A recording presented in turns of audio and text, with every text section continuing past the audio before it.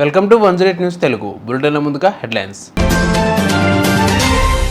లండన్లో వెల్లివిరిసిన సనాతన ధర్మం. గ్రూప్ 3 పరీక్షల్లో కులాలపై ప్రశ్న. టీజీపీఎస్సీ క్షమాపణ చెప్పాలంటూ కేటీఆర్ ఫైర్. అదాని సంస్థ సిబ్బందిపై ఎమ్మెల్యే ఆదినారాయణ రెడ్డి వర్గీయుల దాడి.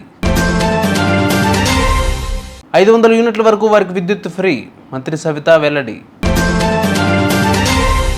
రష్యాలో పుతిన్ అగ్రనాయకత్వానికి ముగింపు. మహాలక్ష్మి ఆలయంలో ఘనంగా పూజలు. లండన్లో సనాతన ధర్మ సౌరభాలు వెల్లివిరిశాయి. అక్కడి మహాలక్ష్మి ఆలయంలో ప్రవాస భారతీయులు ఘనంగా పూజలు నిర్వహించారు.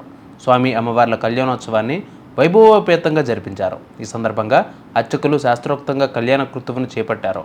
అనంతరం భక్తులకు వేదాశీర్వచనం అందజేశారు.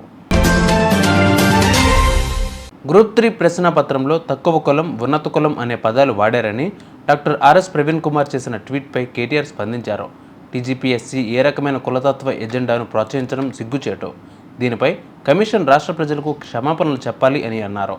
తక్కువ కులం, ఎక్కువ కులం అన్న పదాలు ప్రభుత్వ పరీక్షా పత్రాల్లోనే ఉంటే ఇక సామాజిక న్యాయం ఎలా వస్తుంది రేవంత్ గారు అని ప్రవీణ్ కుమార్ ప్రశ్నించారు. వైఎస్ఆర్ జిల్లా జమ్మలమడుగు నియోజకవర్గంలోని కొండాపురం రాగిగుంట గ్రామం వద్ద పంపుడు స్టోరేజీ విద్యుత్ ప్లాంట్ల నిర్మాణ పనులు చేస్తున్న అదాని సంస్థ సిబ్బందిపై స్థానిక బీజేపీ ఎమ్మెల్యే ఆదినారాయణ రెడ్డి కుటుంబ సభ్యులు రాళ్ల దాడికి తెగబడ్డారు. స్థానిక ఎమ్మెల్యేకు సమాచారం ఇవ్వకుండా పనులు ఎలా చేపడతారో అంటూ ఆగ్రహం వ్యక్తం చేస్తూ అక్కడున్న వాహనాలు, యంత్రాలను ధ్వంసం చేశారు. అక్కడ తీవ్ర ఉద్రిక్తత పరిస్థితులు నెలకొన్నాయి. రాష్ట్రంలో మరమగ్గాలు ఉన్నవారికి 500 యూనిట్లు, చేనేత మగ్గాలు ఉన్నవారికి 200 యూనిట్ల వరకు విద్యుత్ ఫ్రీ అని మంత్రి సవిత తెలిపారు. హెల్త్ ఇన్సూరెన్స్ 5% జీఎస్టీ రీఎంబర్స్మెంట్ కల్పిస్తామని చెప్పారు.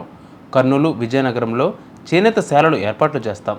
ఇందుకు స్థానిక ఎంపీలు ₹1 కోటి చొప్పున నిధులు కేటాయించారు. చేనేత వస్త్రాల మార్కెటింగ్ కోసం విదేశాల్లో ఎగ్జిబిషన్స్ ఏర్పాటు చేస్తాం అని ఆమె తెలిపారు.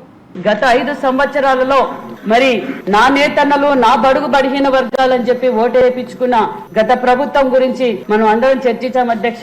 మరి ప్యాలెస్లు కట్టుకోవడం తెలుసు, ప్రతి నియోజకవర్గంలోనూ బంగ్లాలు కట్టుకున్నారు, ఎక్కడ చూసినా ప్యాలెస్లు కట్టుకున్నారే తప్ప బడుగు బడిహీన వర్గాలకు చెందిన చేనేతలు ఆ రోజు నా నేతన్నలు అని చెప్పి ఓటు వేయించుకొని గత ప్రభుత్వం మోసం చేసి నిజంగా నేతన్నల పరిస్థితి మరీ దారుణమైన పరిస్థితి. ఒక్క నేతన్న నేస్తామని చెప్పి ఇచ్చారట, బటన్ నొక్కారట అధ్యక్ష.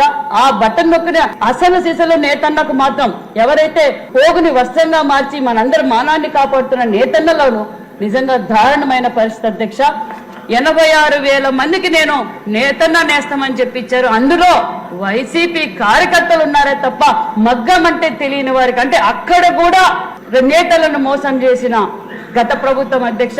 మరి మనం అధికారంలోకి వచ్చాక గత 5 సంవత్సరాలుగా, అంటే 5 సంవత్సరాలుగా నేతలు పడుతున్న కష్టాలు మన యుగళం అధినేత నారా లోకేష్ గారు దగ్గరుండి, ఎందుకంటే మంగళగిరిలో ఎక్కువగా నేతన్నలు ఉన్నారు అధ్యక్ష, ఆ నేతన్నలు పడుతున్న కష్టాలు తెలుసుకొని ప్రతిపక్షంలో ఉన్నా కూడా అక్కడ ఒక యూనిట్ పెట్టి 365 రోజులు పనులు కల్పించాలి అనే ఉద్దేశంతో గొప్ప సంకల్పంతో నేతన్నకు నేస్తంగా ఒక మోడల్ గా కూడా తయారు చేశారు అధ్యక్ష. రష్యాలో పుతిన్ సహా అగ్రనాయకత్వాన్ని పాశ్చాత్య దేశాలు అంతం చేస్తే అది మొత్తం ప్రపంచానికే ప్రమాదం. ఎందుకంటే రష్యా వద్ద డెడ్ హ్యాండెడ్ అనే వ్యవస్థ ఉంది. మొత్తం బలగాలని తుడిచిపెట్టుకుపోయినా అక్కడి అధికారి ఎవరైనా ఒకరు యాక్టివేట్ చేస్తే చాలు, రష్యా వద్ద ఉన్న అణ్వాయుధాలు మొత్తం శత్రు దేశాల మీదకు లాంచ్ అవుతాయి.